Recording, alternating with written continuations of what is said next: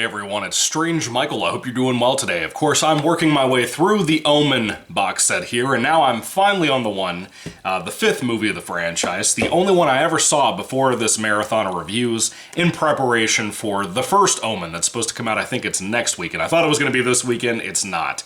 Anyway, this is a review for what I'm considered to be the Hollywood joke. Like the joke played on the Omen fan base, if there is one. There are fans of the original film, but is there really a series fan of this franchise, aside from me?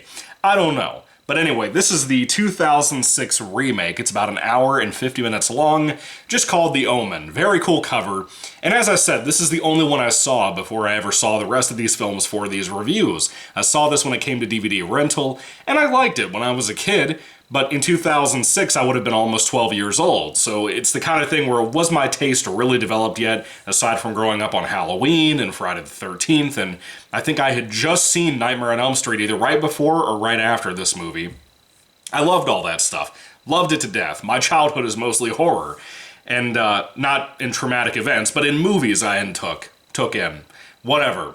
The Omen is almost a beat-for-beat remake. And it's the more research that I've done about this movie, just the vague surface level stuff is enough to make me feel like this is a joke played on all of us. I swear to God it was. This is written by Stelzer, whatever his name is, the guy who wrote the original movie, which, why did you basically just copy and paste your original script of this movie and just change like one kill in the entire thing? There's new makeup, obviously, new directing style. This is also from is it John Moore? Yeah, John Moore, who did the Max Payne movie and Behind Enemy Lines as a director. Why did you give that guy this movie? I don't know. The directing is not completely awful, whereas the camera work uses a lot of shaky cam. More shaky cam than you'd ever expect out of a non-action movie. This is not very good. This is not a bad movie per se, but it's not a good movie. Everything that makes the original film so charming and special are left out in the street to die, basically. They're poorly executed here with a movie that has a solid budget to it. Doesn't look incompetent, you know, in the filming of it. It's a very strange movie. Everything from like the poster, not this poster here, but like the poster on IMDb when the movie released with the kid on the swing set and stuff. All of that was produced to be very spooky and eerie deliberately, whereas the original film, you weren't really scared of Damien that much, and then this film makes him into the total, you know, constantly trying to make a kid scary type of thing. Kids don't scare me. I don't know what it is about that and why people have that fear out there with horror in the horror community, but kids are not scary to me. Therefore, the original film works so much for me because I just look at Damien as a character who doesn't even know what he is yet. Maybe he does, maybe he doesn't. We don't really know until the end of that movie. But I love the original film. I think it's a masterpiece of what it is. It's scary in some ways. It has an atmosphere to it that you can't ignore. It's wonderfully crafted. It's a very powerful, creepy little movie. This film doesn't have that. It's not really building tension. It's not really spooky. It stars Liev Schreiber from Scream. It stars Liev Schreiber, who's not a bad actor. I actually like him quite a bit, but he is not very good here. And Julia Stiles from Save the Last Dance. What the fuck kind of casting? Who is the director of this movie, Mr. John Moore? Who is the casting, I guess, director of this film? Why would you pick these two to be in this movie? Very odd choice. I guess no one else in Hollywood that were known by name wanted to do it. Anyway, they play a couple of parents who, in this remake, they lose a baby when they were trying to have a baby, and they end up adopting a new baby, a son, that they name Damien. And Damien may or may not be the Antichrist. This is a very supernatural slasher type of film, but you know, this is one thing too I noticed about this movie.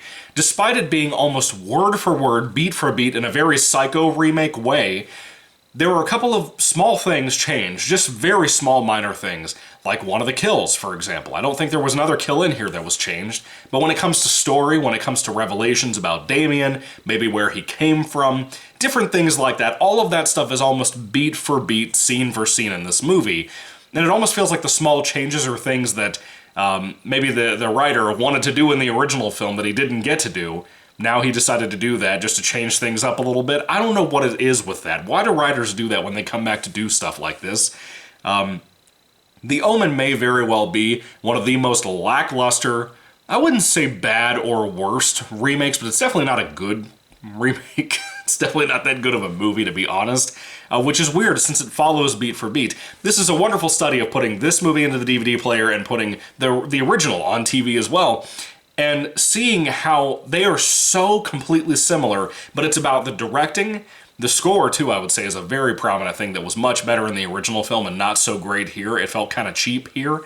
Having those things run at the same time, seeing basically the same script in two completely different ways from two completely different time periods and visionary directors and whatever, and seeing how different those projects are.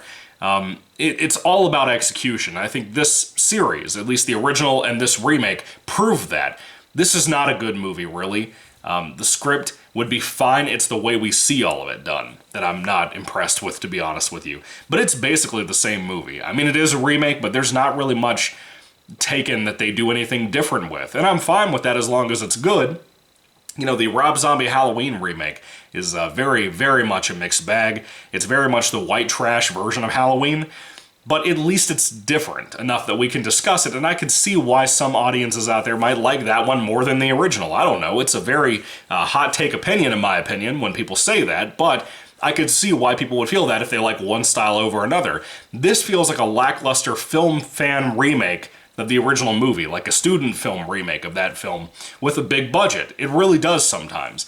Liev Schreiber's not bad. Julia Stiles isn't even bad in it. But they're not great. You know, the little boy in the film playing Damien, the possible Antichrist. He is not bad, but he is not good. I would actually argue that the less screen time the original Damien had in the original movie was better than this Damien. It's not his fault, he's just a kid. But it's because they tried too much to center the camera on this young boy in this movie. And I feel like the original film did a good job of getting away from that, focusing on Gregory Peck. This movie doesn't really do that. Yeah, it has its budget, yeah, it's nicely shot, whatever, for the most part when shaky cam isn't being used. But the mystery surrounding Damien, where he came from, who he might be, all of those things aren't as engaging here. We have Liev Schreiber, who's not a bad actor, not really having much to him, or anything much going on with the family. I love that original film. I can't sit here and tell you I love this one. There is like one scene in this movie that is a practical effect that's not enhanced with CGI, and yes, there is a little bit of CGI in here. When you have like lightning bolts or something, they look really cool. But there's one particular kill that's remade for this movie from the original film. That was not good. It was terrible here.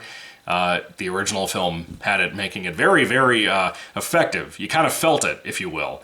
But there's another kill in here that's a little changed up from the original film. It's the same concept of the kill, but a little bit different from the original movie. And that one involves a practical effect that looks pretty damn good, to be honest with you, which impressed me quite a bit.